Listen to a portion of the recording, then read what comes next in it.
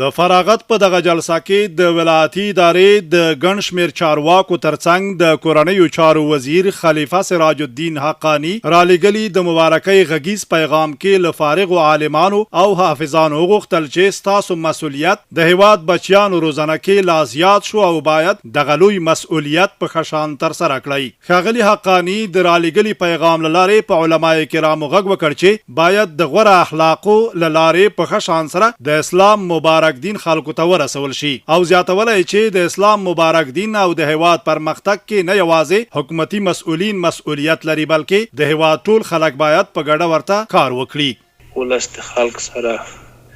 یو معتدل چلند کوئ، خلکو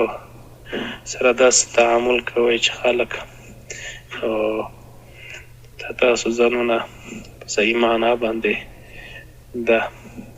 خپل خدمات وړاندې کوي، د خپل خدماتو ترڅنګ باندې ښه لوړو اخلاقو باندې په ښه تعامل باندې د خلکو سره ګزاره وکړئ چې تاسو هر څومره وخت پیدا کولی شئ د ولس د خدمت د نظام په چوکاټ کې یا د نظام نه په غیر رسمي چوکاټ کې تاسو ډېره توجه دغه ته وکړئ، په صحیح معنا باندې خلک د دین د احکامو نه او د دین سره په نږدېکت کې او په صحیح معنا باندې دین ورپېژندنه دغه د هر بل چا نه تاسو ښه کولی شئ، دې ته ډېره توجه کوئ. بل لور ته د یاد مدرسې مسؤلینو په فارغو شوو عالمانو او حافظانو غږ وکړ چې زده کړی علم دې تر نورو په غوره طریقې ورسوي او هیڅ ډول ستړیا باید محسوسه نه کړي. د دې ټولو فارغین نه موږ غوښتنه دا لکه څرمنه چې دوی د علم زده کړو نو د دې علم د نشر دپاره د اشاعت دپاره دوی کوشش وکړي په خپلو کورونو کې، په خپل کلي کې، په خپل قومونو کې چې دغه امانت دوی خلکو ته ورسوي، دا د الله پاک دین خلکو ته په صحیح معنا کې ورسوي او صحیح ترجمني دیږي خپل دین د خلکو ته وکړي.